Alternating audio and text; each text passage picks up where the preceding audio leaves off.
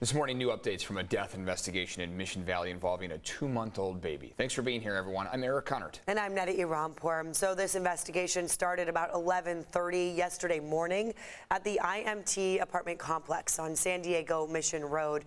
Police say a family friend asked them to do a welfare check. When they arrived, they found the baby girl, Sophia Piper Rose Mendoza, seriously injured, and sadly, she later died. Police arrested the mother, 35-year-old Christine Mendoza. She's being booked in county jail on 1 count of murder. And this morning, police are looking for the person who shot and killed a man in Del Cerro. It happened just before 1 a.m. yesterday on Adobe Falls Road off I-8 near Waring. Neighbors called 911 after they heard a loud bang. Officers found a man shot in the chest lying on the road. The victim has not been identified, and there's no suspect description. They need to find who did this. Call Crime Stoppers if you have any information. This morning, a massive sinkhole causing lots of problems in Marina. Take a look here. A water main broke under Marina Boulevard near Cushman Avenue early yesterday morning. There is a detour in place while crews are working on repairing the street. Water and mud also flooded some businesses there in the area. There is also a boil water notice for some properties. For all the information you need on this, click on the help button at cbs8.com. This morning, San Diegans still buzzing from a memorable weekend for our sports teams. The Padres in the National League Championship after beating LA in epic fashion, of course, and the Wave also making history in the postseason. You know, I think our editors are having fun with all these highlights. We have CBS 8's Chris Grow live at Petco Park, and we have Dana Marie McNichol live outside Snapdragon Stadium. We're going to start our coverage here, our playoff sports coverage with Chris at Petco. Good morning, Chris. What a weekend it was. Oh my God, Eric, Neda, what a weekend. In fact, I had a little bit of FOMO watching the celebrations going on downtown, not to mention the FOMO of not being at the games, which just looked electric. And it smells like goose. No, not the rally goose that we've all come to know, but a little bit of Grey Goose, maybe a little bit of beer, and definitely some champagne, because the celebrations have been going long into Sunday. I gotta imagine that now as Monday rises up here, it's all about going back to work. But real quick, let's just take a moment to celebrate what we witnessed. The Padres, not the favorite at all versus the Dodgers. Not that they should have been. The Dodgers won 111 games, and still the Padres able to pull off the upset. And this wasn't something, again, where this came down to Game 5. No, the Padres ripped off 3 wins in a row. Yes, they lost Game 1, but they were able to rip off 3 games in a row, 2 of them here in San Diego in front of their home fans. And as we've been saying all previous weekend, a Hollywood script ending here with hometown heroes starting that decisive NLDS Game 4. But as we all know, with Monday, that means we are going back to work. But no Sunday scaries for us yesterday. In fact, it was a little bit of the Sunday excitement because the NLCS is upon us with the Philadelphia Phillies on deck. The Phillies barely made the playoffs as the 6th seed, but when you look at their resume,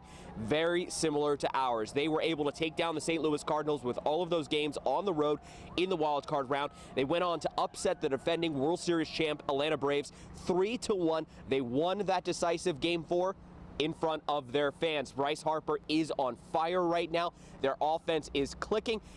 They are a dangerous team, but look, the Padres know what it takes to go ahead and take out a team with an explosive offense like the Phillies have, and it helps when the Padres have the pitchers and the bullpen, which has just been on fire, especially in that Dodger series. And so when we spoke with them in the locker room, they sound pretty confident that no matter who is going to be on the other side of the diamond, they are going to compete.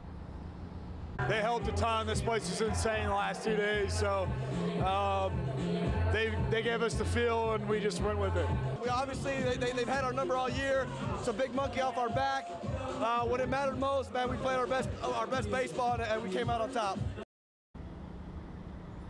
And so take a look at your screen right here, because we know a lot of people trying to make their plans this weekend. So this is going to be a 7-game series against the Philadelphia Phillies, and they are going to be a 2-3-2 format. So the Padres actually going to have home field advantage in this one. First 2 games going to be in San Diego. The next 3 would be in Philadelphia. And if there is a necessary Game 6 and Game 7, that would happen next Monday and next Tuesday. Both of those games first pitch at 5:03 p.m.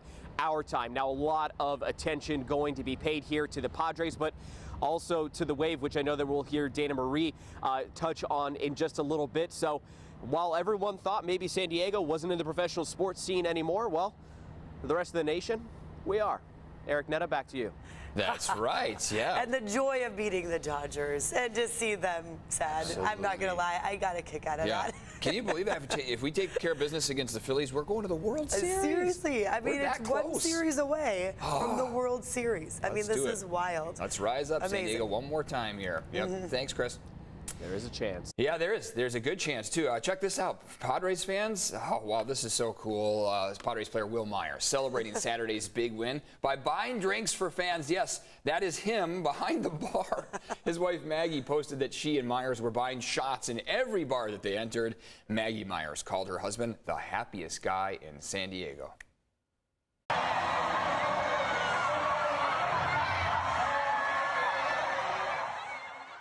Yeah, check out how happy they are. So, of course, not just the Padres making noise in the playoffs. The Wave now have their first playoff win in franchise history. This is their inaugural season. Look what they've already done. They're doing great. CBS 8's Dana Marie McNichol live in Mission Valley with more on their success. Good morning. Good morning. The postseason passion continues here, and we are riding the wave of just so much joy and excitement for this women's soccer team. I mean, we spoke to so many fans yesterday who were so excited about Alex Morgan, and just a lot of energy in Snapdragon. Behind me, take a listen. I really like how just like watching the intensity and like getting like really excited about everything, and it's just very cool. It's a very good experience. Does it make you want to go play? Yeah.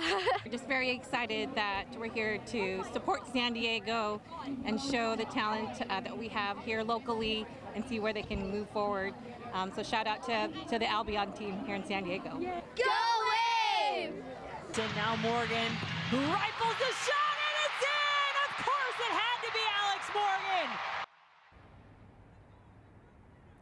I could watch that moment over and over again this morning. So there was 26,000 soccer fans that filled Snapdragon Stadium that's standing behind me to cheer on that San Diego Wave team to a win 2-1 in that quarterfinal battle against the Chicago Red Stars. Now, this is the club's first ever home playoff game at Snapdragon Stadium, and San Diego showed up. It was actually the biggest crowd ever for a playoff game in the National Women's Soccer League. In fact, the Wave are the first expansion team in this league to make the playoffs in their inaugural season. This historic win is so exciting for these women. We even saw on social media, Musgrove, Clevenger, Hayter, they all were actually at the Wave game supporting these women and San Diego sports. So what an incredible time to come together as a community to continue in this excitement. Of course, CBS 8 will have all that coverage, and we're just excited to ride this wave along with you. Yes. Yes, ride the wave. This playoff wave, yeah. I Awesome love to see that the Padres show up there. were all there. Yeah. You know, obviously they could have been sleeping or whatever they could be doing, Yeah. but you know, of course, supporting our local team. And It's Alex great Morgan to was do. at the Padres game Yes, prior I to saw that, so pretty neat. Love Dana all the Marie, sport. thank you for bringing that to us.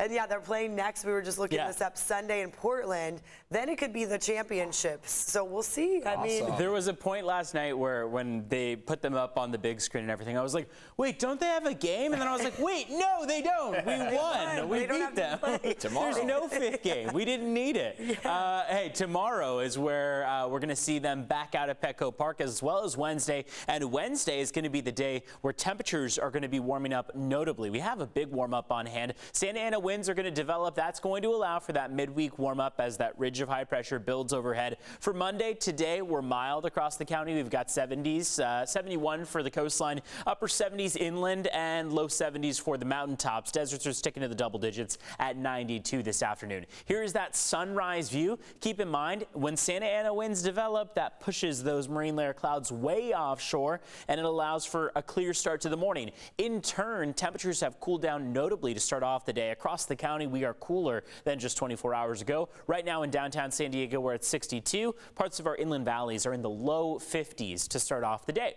Now, keep in mind, mild for now. Ridge of high pressure is building. Offshore winds are going to warm us up by the middle of the week, and that means that those temperatures are going to climb 10, 15 degrees above average for Wednesday. Another low arrives to end the week. That means this is not going to be all that long of a warm up. It is really just going to be Wednesday. That is the notable day. Now, Tuesday and Thursday Thursday, we're both going to have days in the 80s. So keep in mind it will still be rather warm, rather dry, and more than what we would normally expect for a mid-October day. However, the hottest day is by far going to be Wednesday. So let's take a look at what we see for our current temperatures walking out the door. We're in the 50s out there, 54 in Escondido, 51 in Ramona, 56 in Poway. Again, compared to 24 hours ago, we are cooler. 11 degrees cooler in Oceanside, 9 degrees cooler in Ramona, and 7 degrees cooler in Poway. Thanks to those clear conditions, it's going to be a beautiful start to the morning once that sun does come up. Let's switch gears, talk about traffic as we kick off the day. So far, no major crashes or collisions on the road.